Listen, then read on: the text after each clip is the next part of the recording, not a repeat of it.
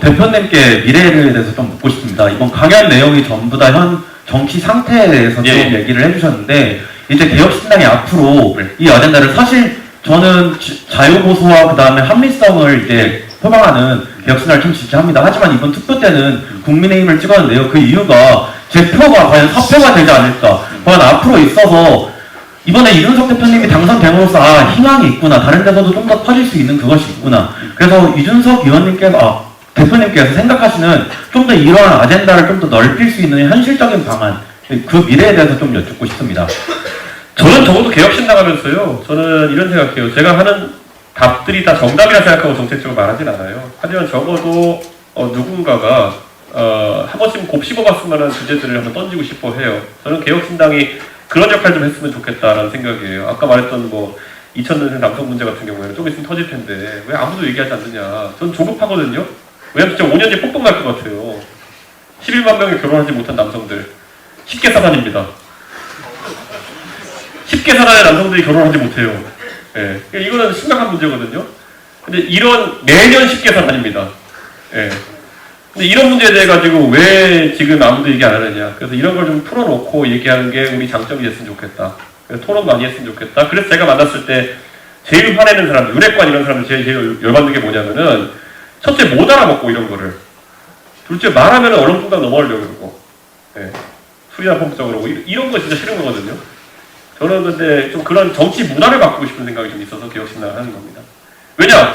국민의힘에서 제가 그분들 다 이제 은퇴할 때까지 기다리면 제가 잘할 수도 있었어요. 근데 그거는 사실 재미가 없거든요, 그거. 예. 예, 또 단질. 예, 까만옷 여자분. 예.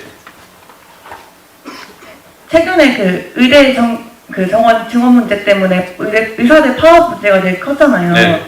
지금도 진행 중인데, 저는 이번 사태를 보면서 단순히 의사들한테 국민의 생명 가지고 볼모로 잡고 이렇게 파업하지 말아라고 말할 게 아니라, 그들한테도 뭔가 국민의 생명이나 국민의 삶과 직접적으로 연관된 일을 하는 사람들한테 그 방법 외에 다른 식으로 자신의 권리를 지킬 방법을 제시해줘야 된다고 생각하는데, 혹시 이에 대해서 대표님 생각 있으신지 궁금합니다. 지금 대한민국의 의료시장 같은 경우에는 본인이 만약 미용 성형이라는 걸 하지 않는다 그러면 수가라는 걸 통해 가격 통제가 일어나고 있잖아요. 저는 의료에 좀 더 자율성이 부과돼도 좋다는 생각을 하기도 하는데, 자, 이렇게 보세요. 명의와 아직까지 검증되지 않은 의사의 서비스 가격이 같잖아요, 지금. 네. 이게 지금 가장 큰 문제인 거겠죠. 예를 들어, 애를 진짜 잘 낳는 산부인과가 있다. 그게 뭔지 모르겠지만은. 있으면은 분명히 많은 돈을 들이고 거기 가려고 하는 수요가 생길 겁니다. 지금은 애 하나 출산하는 것을 산부인과에 도움 주면은 50만 원 이렇게 일률로 정해져 있거든요. 그렇기 때문에 서비스 품질 차이가 없는 거예요. 아까 택시도 마찬가지예요. 어느 택시를 탄다 하더라도 가격은 동일. 잘할 이유가 없죠. 내가 이번에 별점 5개 줬다 해서 다음번에 그 사람 만날 확률이 없잖아요. 그런 상황 속에서는 서비스 품질이 올라가기도 어렵고, 뭔가 그런 어떤 고급화를 통해 가지고 의사들이 본인의 욕망을 충족하기도 어렵다 보니까 계속 이런 식으로 가는 거죠. 저는 이런 것도 얘기하고 싶어요. 이번에 윤석열 정부에서 의료 개혁이라는 걸 한다 그랬으면, 개혁이라는 거는 논리적 우선 가설이 성립해야 돼요.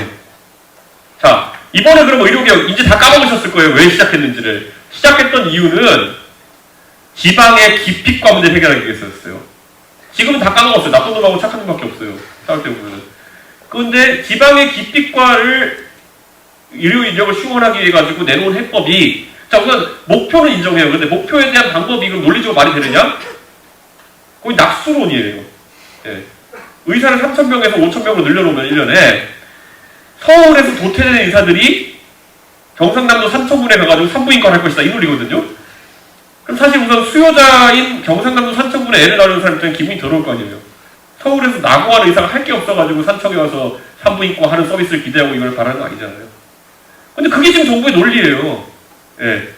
의사를 3,000명에서 5,000명 늘려놓으면은 언덕은 실패해가지고 산청 가서 산부인과 하겠지. 그리고 그거 되지도 않을 거예요. 그러느니 왜 의대를 가요? 그러니까 이런 기본을 따지지 않고 결국에는 의존한 논리 하나는 뭐냐면은 의사들이 돈 많이 버니까 국민들이 같이 욕해주겠지 정도만 남아있는 상태거든요. 이 상황에서 무슨 의료 개혁이 되겠냐는 거죠. 저는 그러면 우리 국민 입장에서, 이건 윤석열 통 입장이고요. 국민 입장에서 그럼 실질적으로 삼청군의 산부인과가 갈 수 있게 하는 방법은 무엇이냐에 대해서 우리는 이제 얘기를 해야 되는 거거든요. 방법은 하나죠. 산청에서 예를 들어서 1년에 애가 100명밖에 안 태어나면요. 100명 낳는 거 도와주고도 의사가 기대하는 소득을 낼 수 있도록 맞춰주는 것밖에 없어요. 그래야 산청군에 산부인과가 생기는 겁니다. 소아과가 생기고. 그러면 그거는 저는 차등습 과제를 의미한다고 봅니다. 뭐냐면 서울에서 애 낳으면은 50만 원을 의료보험에 지급해준다. 그럼 산청에서 누가 산부인과에서 애를 낳는 걸 도와준다? 그럼 2, 300줄 생각해야 되는 거예요. 그걸 우리가 받아들일 용기가 있느냐는 거예요. 그게 실제로 거의 유일한 산청에 산부인과가 생기게 하는 방법이지, 안 그러면 왜 가냐고요, 의사가. 나고해서? 서울에 실패해가지고 산청과 산부인과가 로직이 안 되잖아요. 그러니까 이거를 지금 대한민국 정치에서 이걸 지금 국가적 갈등으로 몰아가고 있다는 것 자체가 윤석열 정부의 무능을 얘기하는 것이다. 저는 이렇게 말씀드리는 거죠. 보세요, 지금 변호사도 처음에 그 논리 아니었습니까? 이건 뭐 윤석열 정부가 문제가 아니라 변호사를 뭐 사법고시를 폐지하고 로스쿨로 해서 황창 늘려놓으면은 뭐 초래에서도 법률 서비스를 저렴하게 받을 수 있을 것이다? 미쳤다고 가가지고 그렇게 하나요? 그러니까 인간의 본성이라든지 아니면 현실을 무시하고 하는 정책 짰을 때는 결국에는 갈등만 양산되는 거죠. 또 혹시 좀 있으니까? 네. 있습니다. 네, 저. 네. 그 오늘 오전 윤석열 대통령이 이제 취임 2주년 기자회견에서 한일 관계 과거사가 걸림돌 될 수 있지만 인내해야라고 하셨는데요. 발언하신 것과 앞으로의 한일 관계에 대해 어떻게 생각하시는지 궁금합니다.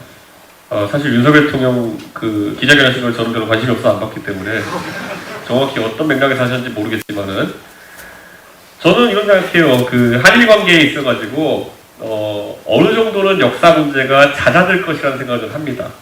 왜냐면은 저만 해도 제가 85년생인데요. 4.19 그러면 교과서 속 얘기예요. 5.18 그래도 저는 그 다음에 태어났기 때문에 교과서 속 얘기예요. 그런데 저희 지금 현재 정치하는 분들 같은 5.18 때문에 눈물 많이 흘리시거든요. 지금 60년대생, 50년생 이런 분들은. 자기들의 이야기니까요. 그래서 저는 지금 이제 일제시대를 경험하신 분들이 거의 없는 상황 속에서 이 이야기는 굉장히 이제 잦아들 수밖에 없는 구조적 문제가 있다. 제가 그래서 옛날에 위안부 문제, 이제 한일 위안부 협상 관련해가지고, 그때 제가 이철희 의원이랑 그때 썰전을 하고 있었는데, 썰전에 나가서 제가 얘기할 때, 아니, 이거, 그래, 박근혜 정부 협상에 대해 가지고 잘못됐다, 뭐 더 나은 협상할 수 있다 하는 건 말하는 건 알겠는데, 그러면 문재인 정부가 들어서 가지고, 나중에 민주당 정부가 들어서 가지고 더 나은 협상은 무엇을 의미하는 것이냐? 그러면 진짜 무슨 뭐 일본의 왕이 와가지고 무슨 무릎 꿇는 걸 바라는 것이 어떤 것이냐 그러는데 사실 그게 다음 단계가 없는 거였거든요. 근데 그때 그 협상안 자체가 불만족하다는 이유로 이제 무효화했잖아요. 그리고 우리가 다 아는 것처럼 문재인 정부는 더 나은 협상을 공언했지만은 문재인 정부 5년 동안에 단 하나의 협상도 하지 않았죠. 위안부 문제에 대해 가지고. 그게 무책임한 거죠. 예. 1을 바랬는데 0.7이나 0.5 정도의 협상은 있었는데 할머니한테 가가지고 저희가 집권하면 더 나은 협상을 하겠습니다라고 한 다음에 0으로 다시 파기한 다음에 협상을 다시 안 했어요. 이거는 할머니들 입장에서 환장할 노릇이거든요, 이거 진짜.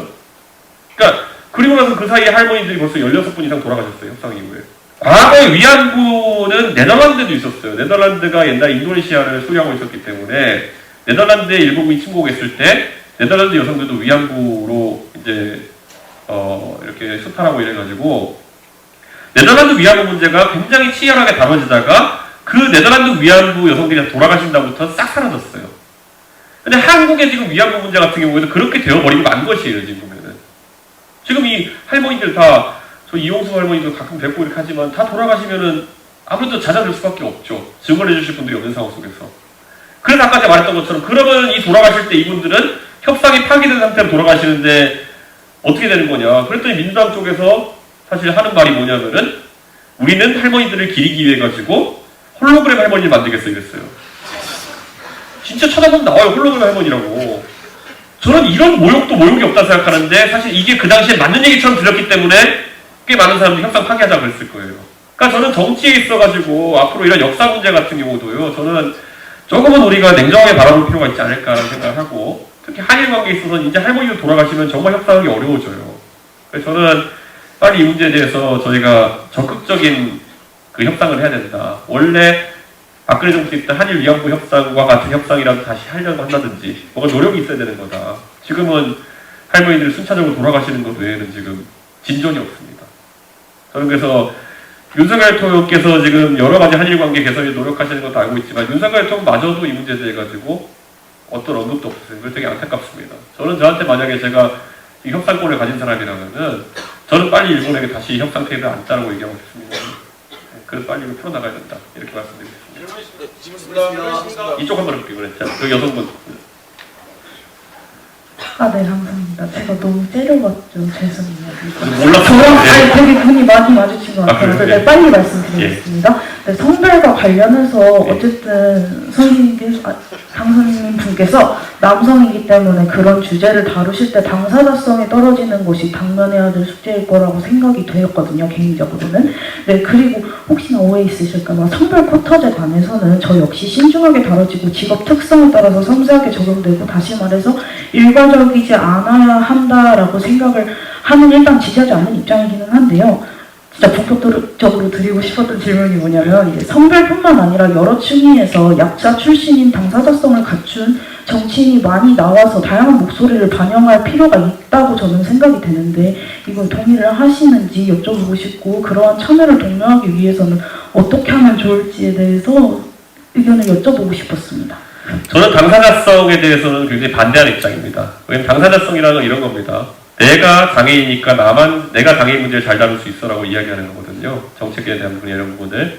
근데 이런 것도 있습니다. 저는 어떤 문제에 대해서는 이해 당사자보다는 다른 관점을 가지고 접근하는 것이 오히려 더 합리적인 대안을 나올 수도 있다, 이런 생각을 하기도 합니다. 그래서 당연히 당사자성을 가진 분들이 배제돼서는 안 되지만은 당사자성을 가진 분들이 오히려 당사자성을 가진 분들 아니면 안 되라고 나머지를 다 배제하는 상황은 더 일어나서 안 된다. 그래서 그걸 적절하게 저는 해야 되겠지만은, 제가 가장 많이 느꼈던 거는, 제가 장애인 문제를 다루려고 할 때 너는 당사자가 아니니까 이 문제를 다루면 안 되라고 하는 걸 오히려 저는 많이 겪고 상식차를 많이 받았거든요.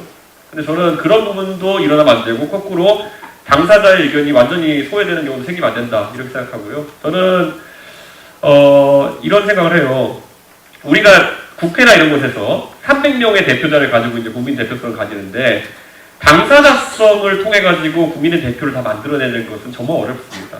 우리 굳이 말하면은 여론조사 할 때도 보면은 성별하고 나이만 갖고 셀을 만들거든요. 이제 통계적으로 볼 때 셀을 만들어서 셀 가중하고 이렇게 해서 이제 통계치를 뽑아내는데, 그 셀이 그나마 해볼 만한 거기 때문이지 그 셀이 사실 정확한 건 아닙니다. 저는 300명의 셀이라고 하는 것은 대한민국 국민의 다양성을 표현하는 데 있어서 너무 부족한 셀이다, 저는 이렇게 생각하고, 저는 그래서 오히려 직역별 그 비례대표나 이런 거, 지금 6명밖에 안 되는 비례대표 의원으로 그 셀을 다 대표하기엔 너무 어렵다라는 생각이 있어서, 전 이렇게 제가 말씀드릴게요. 모든 사람들이, 장애인 국회의원 한두 명씩을 당에서 뽑아가지고 장애인 문제를 대변하게 한다? 이거는 사실 비례대표 의원님들이 그렇게 발언권이나 당내 영향력이 크지도 않은 상황 속에서 오히려 몰아주는 겁니다. 가장 의정활동을 이제 소극적으로 하실 분들한테 네가 장애인 정책 담당자니까 장애인 정책은 너만 해, 이렇게 되는 겁니다. 저는 그건 오히려 위험하다 보고, 제가 옛날에 이런 게 있었어요.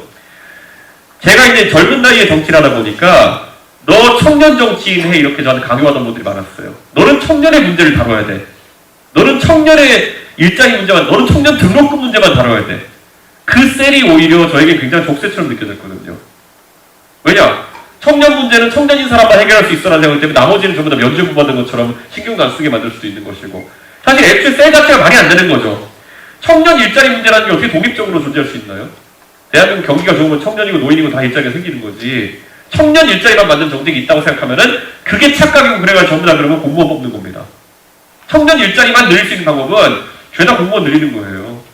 그게 실제로 일어났죠.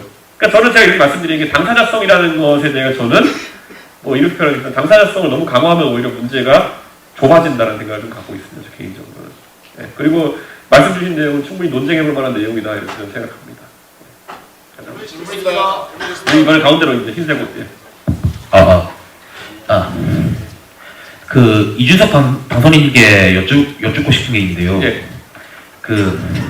요즘 최근 들어서 지구온난화하고 이산화탄소 배출 문제가 심각해지고 있잖아요. 네. 그래서 요즘 다시 친환경 에너지가 생각보다 빛을 발하지 못하고 다시 원전이 다시 부상하고 있다는 얘기를 들었습니다. 제 경우에는 약간 친환경은 그대로 두되 원자력 발전의 비중을 늘린다는 생각인데, 이런 이산화탄소 배출 및 이산화탄소 배출 및 그 지구온난화 그 완화를 위해서 이준석 대표님에 대한 에너지 관련된 입장은 어떨지 궁금합니다.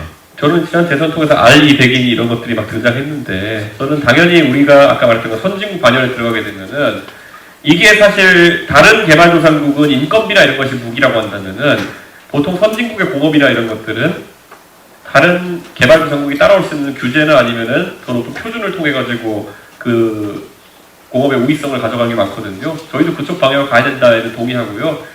다만 지금 우리나라는 그 자원이나 아니면 그 현재 풍력 자원이나 아니면 태양광 자원을 활용하기 어려운 위치에 있다 보니까 원자력은 잘 활용돼야 된다 이렇게 생각하고요. 두 가지가 있고 원자력 하면은 보통 누출 위험성 때문에 그 판도라는 영화 때문에 이제 무서워하시는 분들이 있고 두 번째로는 폐기물이 누적돼가지고 우리가 더 이상 수용하기 어려운 상황 속에 어떻게 되느냐 문제가 있거든요. 전자는 전 약간 좀 기후에 가깝다 이런 생각을 합니다. 왜냐면 원자력이라는 게 지금까지 뭐 문제가 됐던 상황들이 우리나라에 발생하기 어렵다 이렇게 생각하고 내진 설계라는 것들이 꽤 잘 돼 있다. 두 번째는 그러면 폐기물이 누적되는 문제에 대해 가지고는 이게 사실 이제 재처리 기술이 되게 중요한 거거든요. 우리나라가 분쟁 지역으로 되어 있기 때문에 그 우라늄이 플루토늄되고 그걸 또 재처리해가지고 다시 핵연료로 쓰는 것에 대해 가지고 제약이 많습니다. 근데 일본 같은 경우에는 그거를 이제 미국과 협상을 통해서 얻어내려고 했고 상당 부분 얻어냈는데 우리는 핵무기 활용의 가능성이 있기 때문에 그걸 허용하지 않는 거거든요. 사실 그래서 저는 윤석열 통해 가가지고 미국 가가지고 무슨 뭐 영어로 연설하고 노래 부르고 그래가지고 저는 그거 협상한 줄 알았어요. 근데 진짜 노래만 부르고 왔더라고요. 그래서 이게 약간 어이가 없는 상황이긴 한데 대한민국의 미래 지도자라고 한다면은 그런 부분들을 진짜 주안점을 두고 풀어나가야 된다. 우리나라에 있어서는 평화적 이용을 위한 재처리 기술 같은 것들이 앞으로 원자력 에너지 활용에 있어서 굉장히 중요하다. 저는 이렇게 생각합니다. 예, 저쪽에 숙색, 예.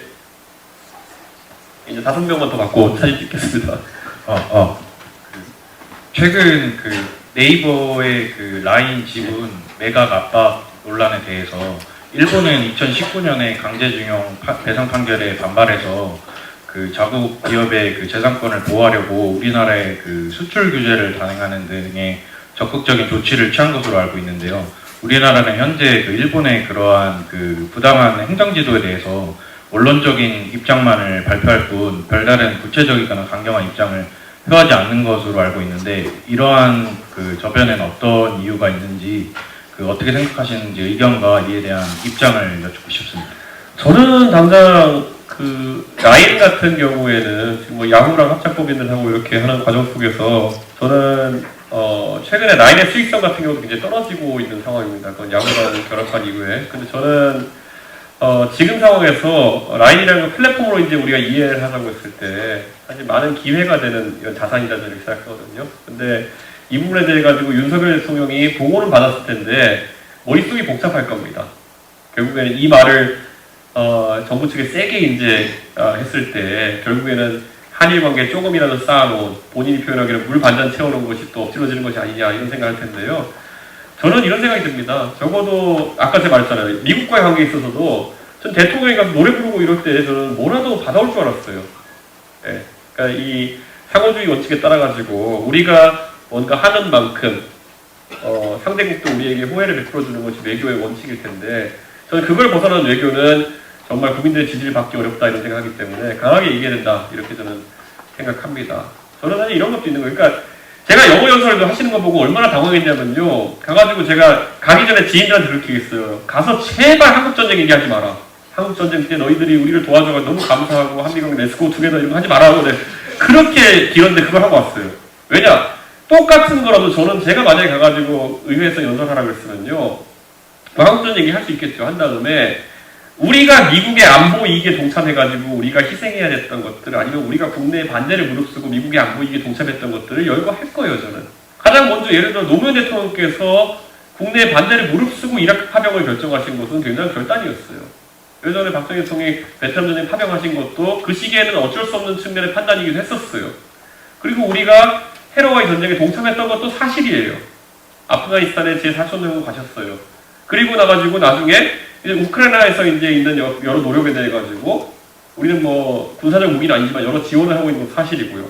우리는 이런 미국의 안보이익에 동참하는데 너희는 왜 전기차 배터리 문제나 이런 통상 문제에 있어가지고 한국에게 호혜적 대우를 하지 않느냐 이런 것들이 연설의 주가 됐어야 되는데 대통령께서는 그게 미국에 있는 그 의원들 대상으로 한 연설인지 아니면 한국에 있는 유튜버들 들으라고 한 연설인지 뻔하잖아요. 그 뭐 미국에서 와가지고 뭐 이렇게 한국에 이렇게 해서 우리 자유와 민주를 지켜주셨고 고마운 내용이 아는 내용인데 그걸 왜 거기 가서 하고 있냐고요.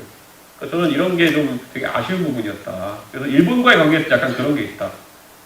저는 일본에 대해서 일본의 지금 기시다 총리도 사실 지지율이 좋은 상황 아니거든요. 그래서 이제 그런 여러 가지 조치들이 서로 이제 자존심 대결처럼 나오는데 전 대통령이 대한민국의 대통령이 세계 대통령이 아니다 저는 생각합니다. 그럼 적어도 외치 현장에 있어가지고는 국익을 위해서 좀 더 자신감 있게 행동했으면 좋겠다. 만약 대통령이 그렇게 하시면 저는 그거는 지지할 겁니다. 대통령께서 그런 부분에서 옳은 소리 하시면.